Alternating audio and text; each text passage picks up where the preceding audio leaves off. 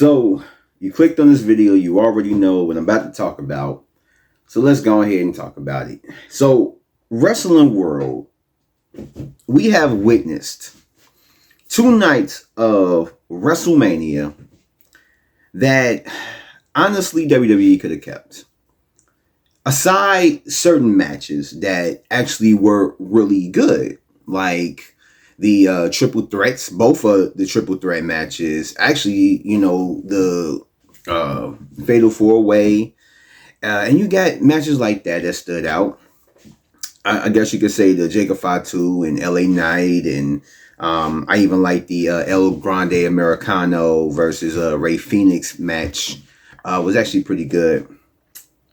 But other than that, you have matches that were decent to really kind of like meant for TV, Raw or SmackDown. And this was one of those things where we argued and we complained, we bitched, we moaned about it, about the build to WrestleMania not being that great. And I'm just like, I even said it, that the one thing that Triple H needs to do is have WrestleMania kick ass. You had a weak build. You can rectify that by having both nights be phenomenal. Matches that we thought that was, going to be like just like not good, end up being great. And I say, I don't even know how to like look at this, because night one wasn't great. Besides the triple threat of Punk, Rollins, and Reigns. And you can say other matches, were entertaining or, pretty good. Like I said, LA Knight and Jacob Fatu. But other than that, everything else was, like it wasn't great. Night one was the weaker show than night two. But even night two wasn't good enough to save the weekend. And it's like, I don't know really what to say. I'm not going to sit here and just come down on it like everyone else is doing. You can go all across the internet, all across X and whatnot, and you can hear people like just talk about how just god awful it was, how let down they were, how disappointed, how it was a fail. You can go through all that. I'm going to reiterate and maybe echo a lot of those points, but I'm not going to recap. This isn't a recap. This isn't me breaking down bit by bit. I mean, we're on Tuesday. I'm not about to be going through all that. And plus, that's like, I don't know how Solid Monster and JD and any other channel that does recaps like that does it. I don't do that. But basically, some of the things that stood out, and this is through both nights. I'm not going to just like, in night one and then night two. Nah. So one of the things I can say that I was spoiled by the internet for both nights because I was behind. I want to say maybe behind about a good 20, 30 minutes. And yeah, night one, I got spoiled a lot. Night two, I just got spoiled at the ending. And I hated it. But we got Stone Cold, who probably was drinking and driving, who ran into the barricade, but even before then. I was wondering what was taking him so long. His music, cut on, and we just waiting, and Stone Cold, he's not coming out of nowhere, and then all of a sudden he comes up the ramp on the ATV, and we find out later that, that Stone Cold, he missed the ramp and went alongside of it, and he had to back up and go up the ramp, and that's what took him so long. And we got a potential injury with possibly a fan or just some chick wanting to get money. I don't know. But when he hit the barricade, this chick kind of softly fell down. I don't know. But in any case, let me run through these. Joe Hendry made his WrestleMania debut as the TNA World Champion. First time ever. I don't know if it might be the last time, but I think it might end up being the last time that happened, unless they get a wrestler that is insanely popular. But Becky Lynch makes her debut or makes her return, replacing Bayley in the match because Bayley got kayfabe injured, which is mind-boggling because it's like there's nothing wrong with Bayley. I don't know if she requested time off or something and, just whatever, but there's nothing wrong with Bayley, like legitimately. So why was she taken out of there? I get if you want Becky to come back, but it's like, I don't know. It doesn't make any sense. And if you look at even just some of the clips of the interview that she had with Chris Van Vliet, it seemed like she's frustrated in the position that she's in. And this was before WrestleMania. So I can only imagine how she feels after, knowing all this is going to happen and she's not going to be in WrestleMania. It's just weird, especially if it's not a legit, injury. But that happened. Travis Scott came out during the last match of night 2, the Cody Cena match, and it made me kind of scratch my head because John Cena kind of like held Cody to Travis so that he can smack or hit like Cody in the face, and I'm like, that's a DQ. The referee isn't knocked out. The referee is standing right there. And if Travis puts his hands on Cody, John Cena, you don't get number 17. Like, you lose the match. So we're going to not only add this to your streak of losing for so many years, not having a singles match win, but also you don't get number 17, at least at WrestleMania. So that made no fucking sense. I don't know whose idea was that. We had no Rock. The person that started this, that began this whole heel turn scenario, whether it be Cody or, Cena, because Cody said no, we had him nowhere to be found. And you guys, if you've seen my videos, you already know how I feel about The Rock from last year, even to like videos that I did like a couple months back or a month, whatever, many months back, talking about The Rock. And he sets this up and he's not here. But I'm going to talk a little bit more on that. Maybe on another video, maybe with this one. Cena wins number 17, which I think a lot of people wanted. A lot of people knew. A lot of people predicted. I predicted that Cody Rhodes would win. And that's mainly due to if John Cena isn't going to be present, majority of the weeks, even just cutting promos, I don't want to see him carrying around that title, because what type of title reign is he going to have if he's not really going to be there? I can see him winning the title at the end of the year and retiring, and then putting like the title up for Royal Rumble or something next year. But I'm gonna give it time. I'm really gonna give it time. But John Cena, they wanted that number 17. They got it. Ray Phoenix and Penta both had their debuts at WrestleMania, which I know they were happy because actually Ray Phoenix wasn't supposed to be there. It was supposed to be Rey Mysterio, but he ended up injuring himself during the match, and Ray Phoenix ended up taking his place. So one Ray took the place of another Ray, and they both had good matches.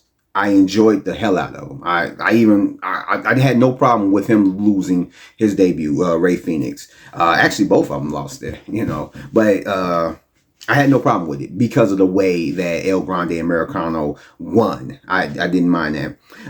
One of the best matches. I know a lot of people would say the best match. I still would put the Punk, Seth, and Roman match above it. But I really fucking enjoyed the Io, Bianca, and Rhea match, the triple threat. I really did. I really did enjoy it.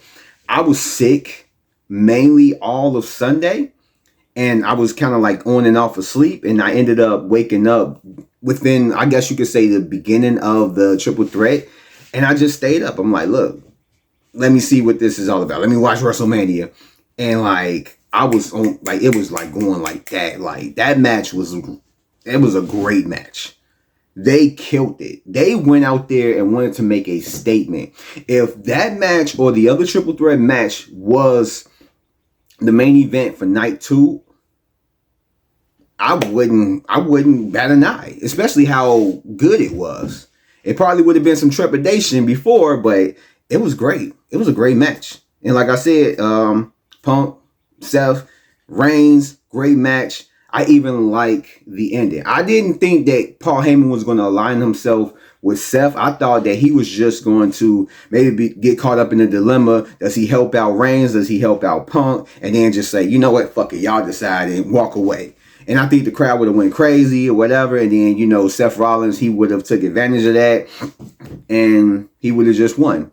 But seeing Paul Heyman literally double cross both Punk and Reigns and align himself with Seth, that was something I didn't see, especially in the way that it was done.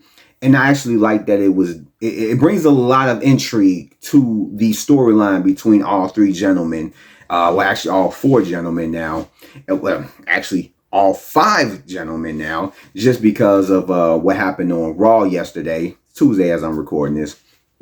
What happened on Raw with now Braun Breaker aligning himself with Seth Rollins as well. Both them being Seth Rollins. Both of them being Paul Heyman guys. I really did like that. I am intrigued where they're going to take this. I'm more intrigued with this than John Cena. I feel so far this heel run for John Cena has been a fail. But at least we can lean on this. This was one of my most anticipated matches. Matter of fact, I even said that this was my most anticipated match. The triple threat between Punk, Seth, and Reigns was my most anticipated match for the WrestleMania weekend, and it was my favorite match out of the whole weekend. And it did not disappoint. Like, I knew they were going to go up in there and kill it. And I'm more intrigued by that than what's going on with John Cena. Even though my favorite wrestler, Randy Orton, is scheduled to fight him at Backlash for the title. He's not going to win, but I'm mildly intrigued by it just because I want to see the promos and the interaction between both of them. But I'm more interested in the Seth Rollins Paul Heyman alignment now with Braun Breaker against Punk and Reigns. I'm really want to see what's going to happen with that. But yeah, and then all throughout there, like I said, we had a lot of title changes as well as we had some retained. So Jey Uso, like I said, won the world title. Lyra Valkyria and Becky Lynch won the tag titles and lost it the next night. I don't understand. I don't understand Triple H's booking. I don't know. Jacob Fatu won the U.S. title. Dirty Dom, to surprisingly loud cheers, won the IC championship. And I think the tables are turning for Dom. And I think if he's going to keep coming out every single week and getting cheers, I think that they're going to end up turning the Judgment Day face.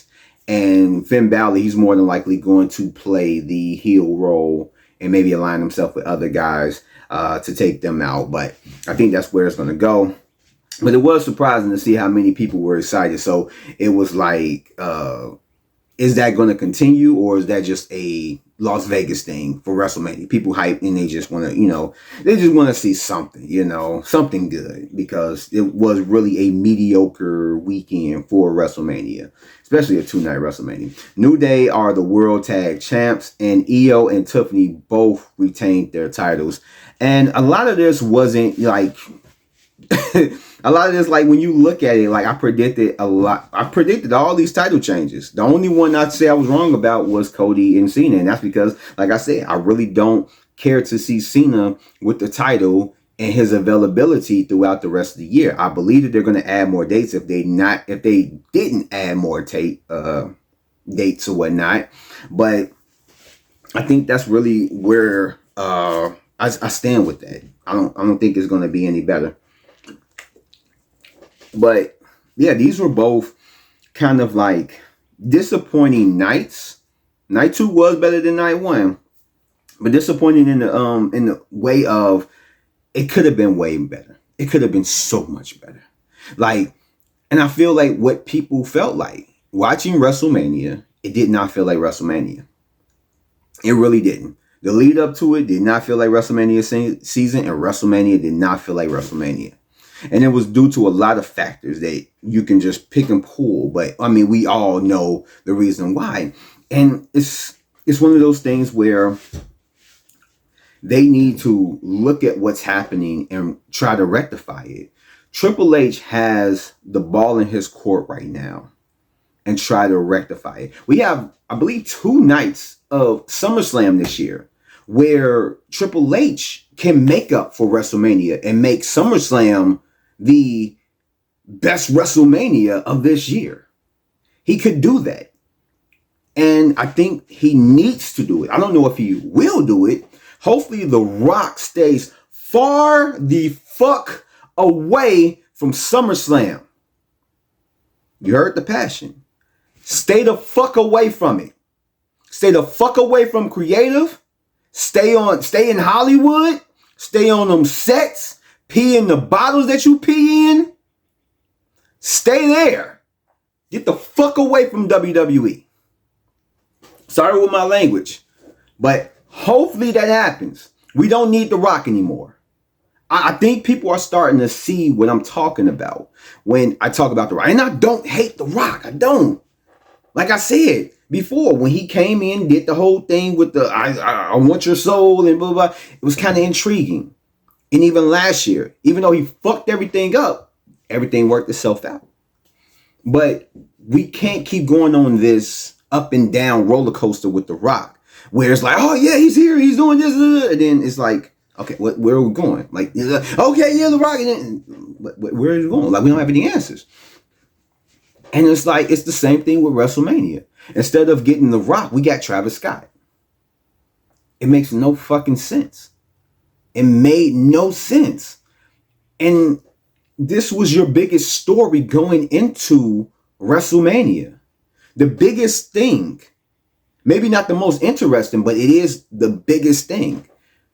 And you fucked it up. You know, it's like, this is...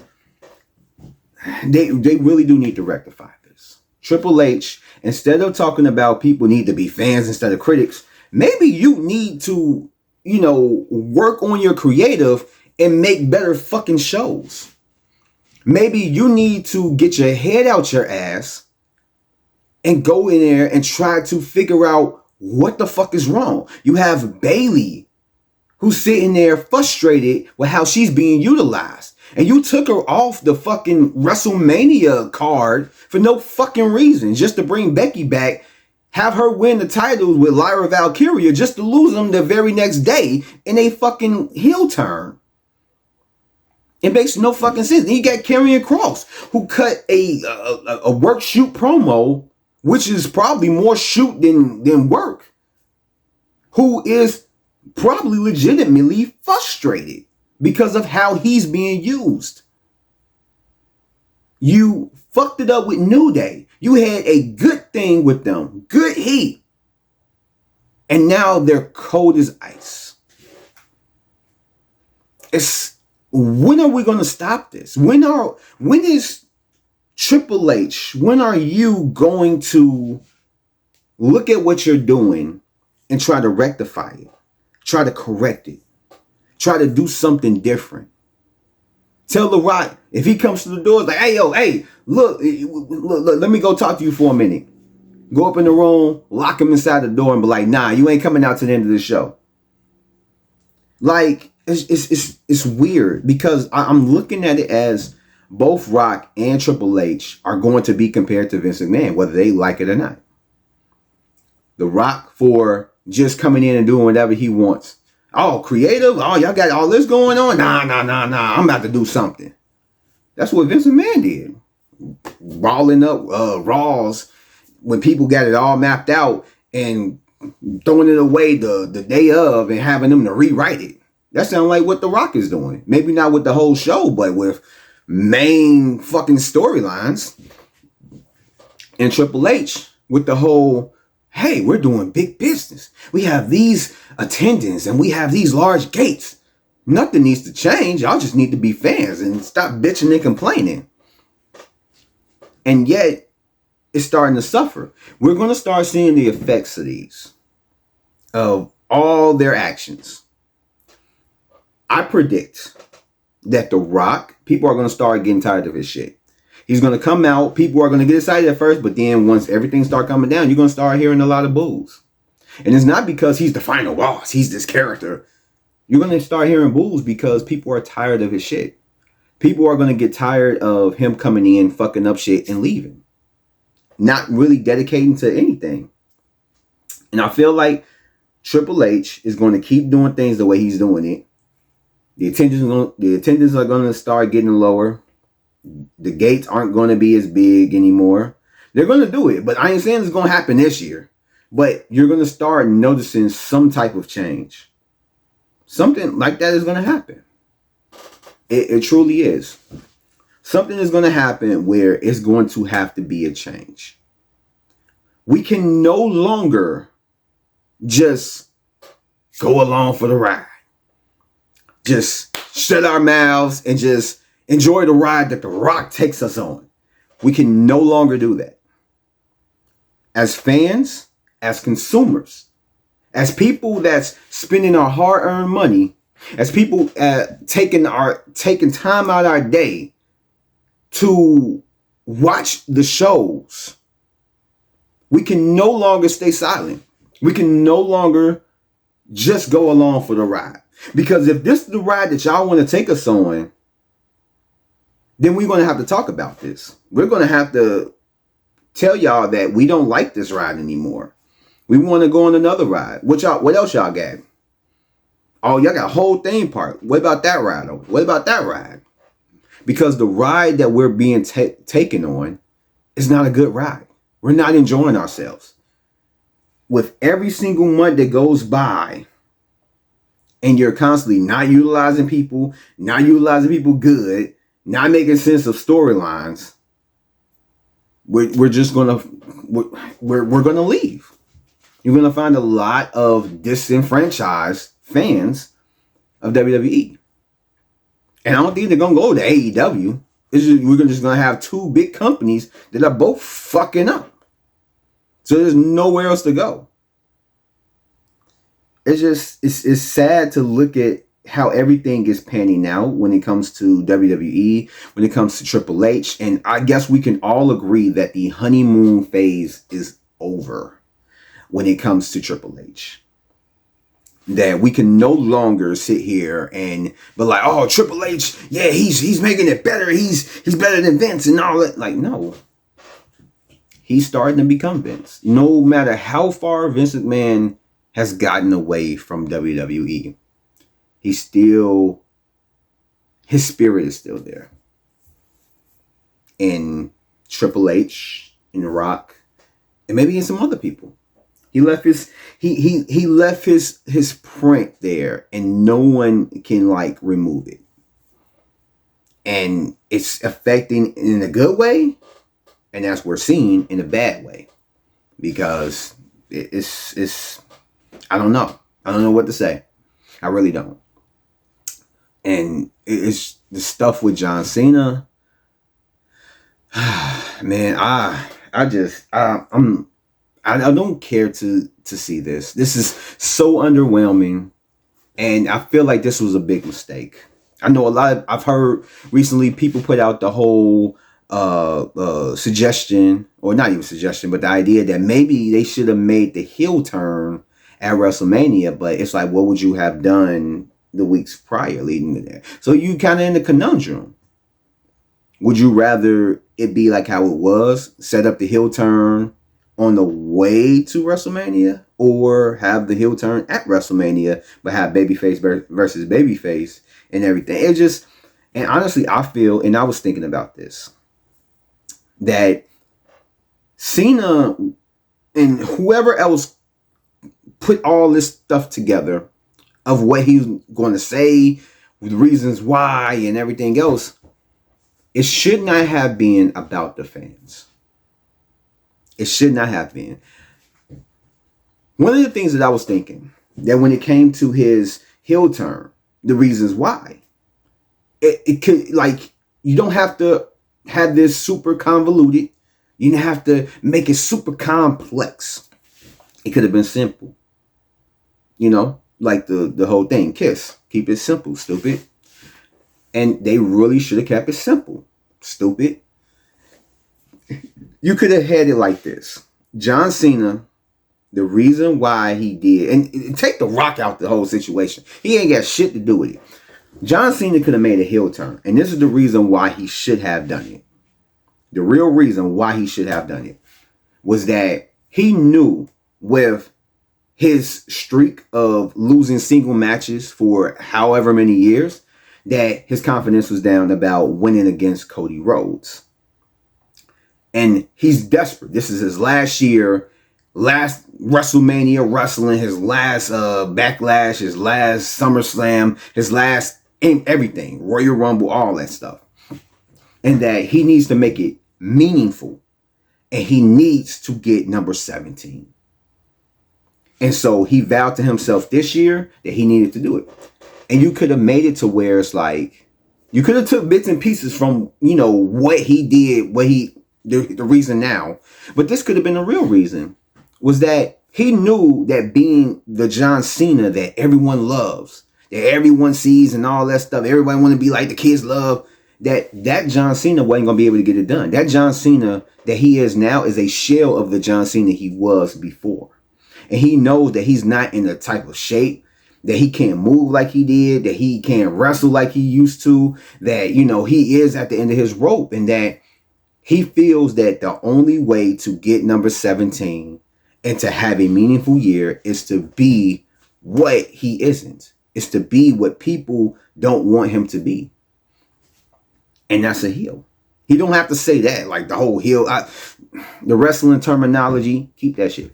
But he could have just said that, like, he just had to, like, he had to be not himself. What the person that everyone loves. Because that person is going to lose every single time. That person is going to stay at 16 at the end of the year when he retired. That person is not going to be in another big match. That person will not win at WrestleMania. So he was desperate. He had to go for desperate measures. And that's why he would have kicked Cody Rhodes, because John Cena wouldn't do that everyone loves. He bloodied up Cody Rhodes because the real John Cena wouldn't do that. And he had to cheat to win at WrestleMania because the real John Cena wouldn't do that. And that's how he wins. That's how he accomplished what he needs to accomplish. That's how he gets through the rest of the year. And then from there, you could just say, like, in order to beat this, I have to say, fuck the fans. Like, y'all were hot and cold with me all these years, and then now y'all want to be on my side. Now y'all want to say, let's go Cena. No, keep that Cena sucks energy. Keep that. When I come out and you hear my song, John Cena sucks, like, keep that energy. Don't say, let's go Cena. You know, that's all it is. That's a simple explanation. No Rock involved. No Cody, I want your soul, and selling your soul to the Rock. And it just, that's all that needed to be done. That really is all that needed to be done. And they wanted to make it stupid by blaming the fans, having him recite a promo that he probably wrote back when they were going to turn him, but changed their minds, or Vince McMahon changed his mind, and tried to swing that into there while also trying to connect it to The Rock, and why it's like, this is frustrating. I'm willing to give it a chance. I'm willing to see where it's going to go. I don't think it's going to go too much further than where it's at, but I'm willing to give it a chance. I am really willing to give it a chance. But I have no faith that it's going to resonate or have a resolution of anything.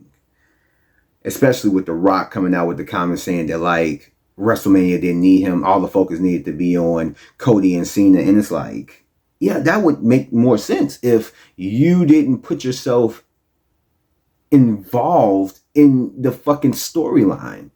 If you didn't come out talking about, like, give me your soul, I want your soul. And if you wasn't there at Elimination Chamber when John Cena turned heel on Cody, like, it would have made sense. Okay, cool. You didn't want to show up because whatever. But because you put yourself in the fucking story, in the storyline, you fucked everything up by not showing up. And this is one of the things why I say I hate what The Rock is fucking doing. I hate this mind frame that Dwayne Johnson has with the storyline. I still go with this. Dwayne Johnson, The Rock, Hollywood Rock. He's not the final boss. Hollywood Rock does not watch the product day to day. Doesn't. He doesn't. He doesn't show. He doesn't move. He doesn't make decisions. He doesn't work with creative like a person that watches it. Because if he did, we wouldn't have had the fiasco of last year. If he did, we wouldn't have had him do what he did at the debut of Raw and then do what he did at Elimination Chamber and then not show up at WrestleMania. It's this is why I'm tired. This is why I say Rock, stay the fuck away from WWE. If you're gonna come in every now and then and do the same old boring shtick that you always fucking do, say all your 20,000 punchlines, or what's they call, you know what I mean, the whole thing.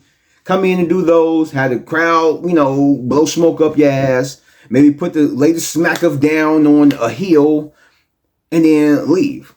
Or come in and talk about something new that's happening with TKO and WWE, or a new business venture, or a new, where we're going to have the next PLE, or another place that we're going to go. Like, it's like, that would be great. I think a lot of people will forgive you for the bullshit that you're doing if you just stay Dwayne The Rock Johnson. Matter of fact, just stay Dwayne Johnson. We don't need the final boss anymore. We don't need The Rock. Just stay Dwayne Johnson. Just stay him. Come out, make little announcements, and leave. Get the crowd to like, yeah, Rocky, and then fucking go. We don't need you interjecting yourself in these fucking storylines and fucking everything up and making stupid ass comments about a product that you probably don't even fucking like pay attention to.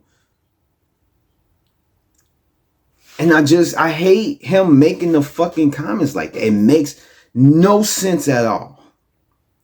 And I hate the way he moves. I'm not going to say I hate him, because I still going to fuck with his movies. I'm still going to watch the shit. And I'm probably still going to be entertained by some of the stuff he says and does on WWE when he's in the Rock character.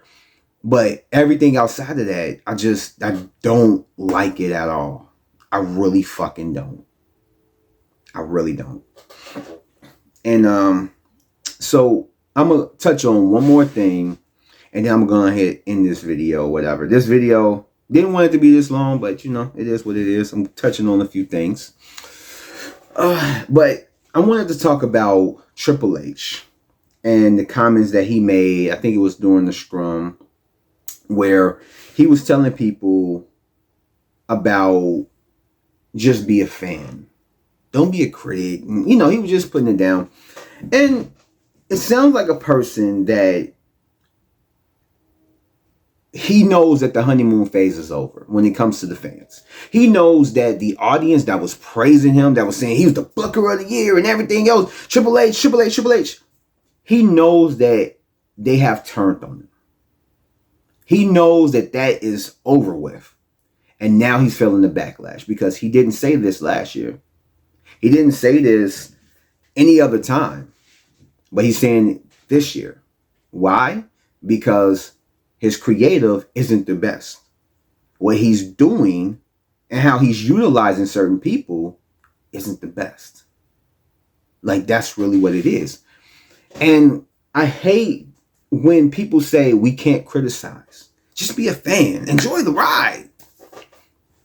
And I think I said this a little bit earlier, that when it comes to stuff like that, and I hate when people say that, especially people that are in that business, whether it's making movies, music, whether it's wrestling or whatever it is, because I believe some people said that, I think maybe like a year or two ago, when Maxine Dupree was at like a house show, and I guess she was like, she's not a Mercedes Moné. She's not a Charlotte Flair. She's not a Becky Lynch.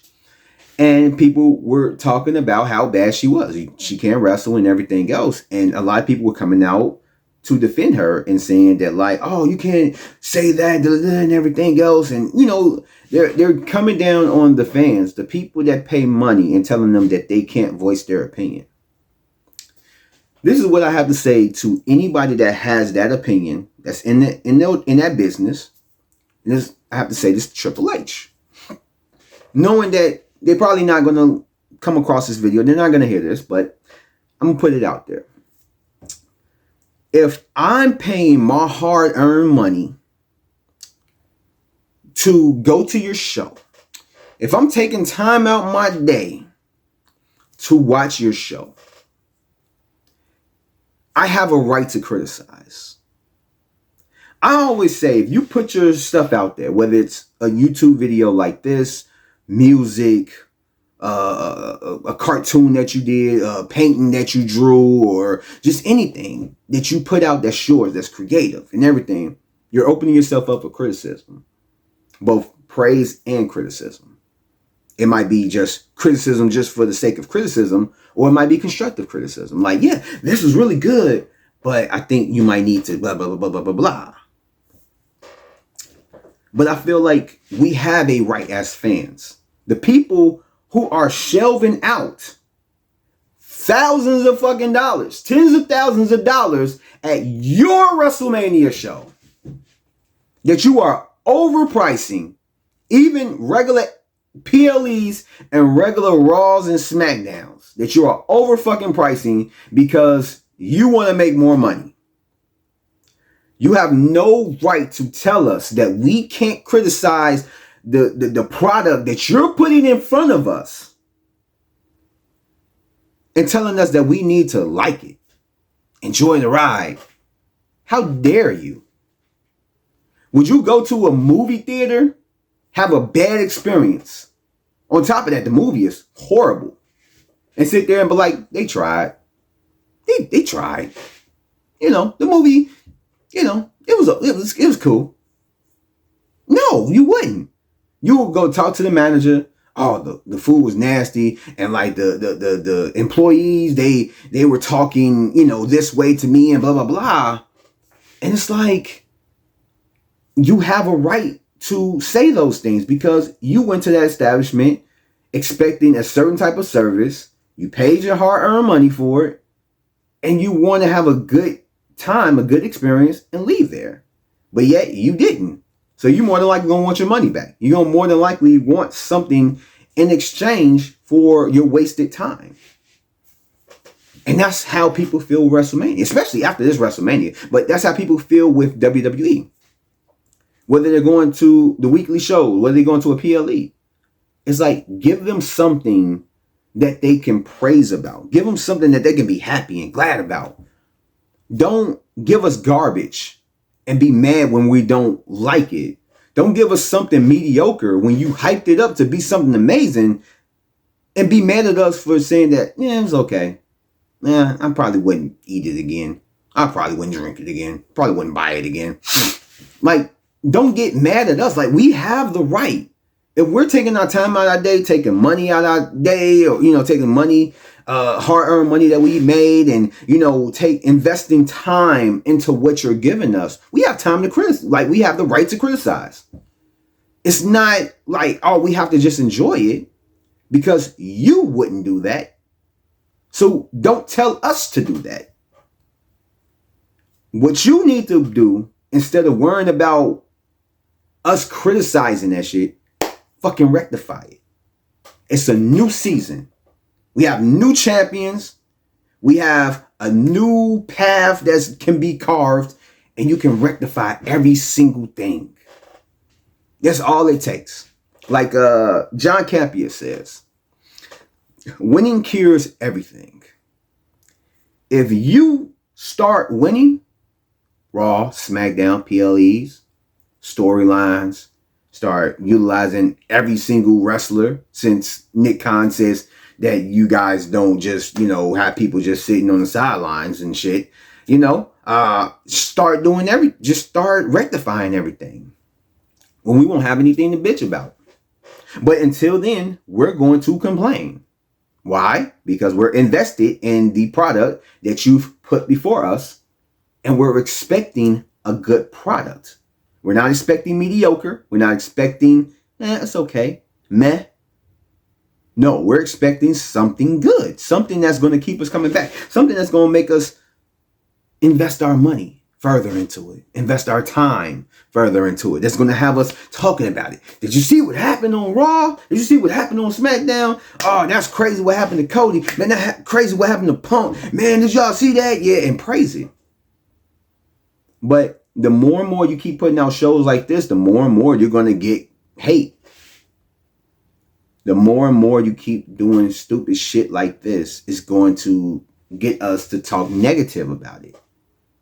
Now, I get there's a difference between people just bashing for the sake of bashing, but also there's people that's like invested to the point where they just want to see a good product.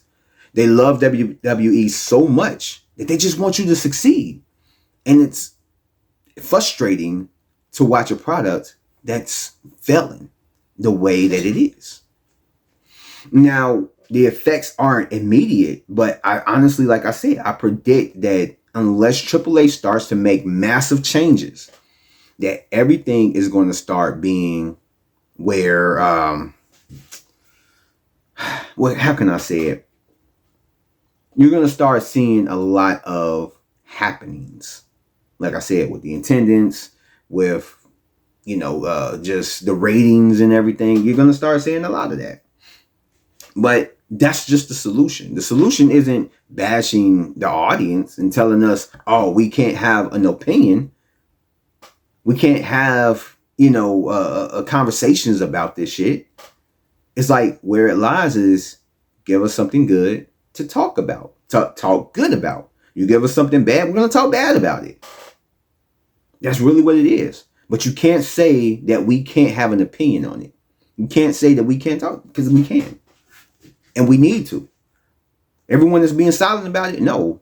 Even if you don't have a YouTube channel talking about this every single week, shit. If you watch the product week by week and you're frustrated too, get on your YouTube channel on a rare video and just talk about how much you hate what they're doing. Because sooner or later, hopefully, they'll start getting the memo and start making some like major changes. Because if they don't, then everything is I don't know. I really don't know. But it's not going to be good. But all this is just my opinion. I hope you guys enjoyed this. If you made it this far, this is, hey, I don't even know what to say.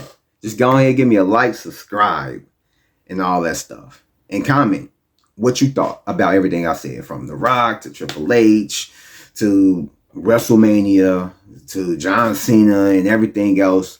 Like, let me know what you guys think about this.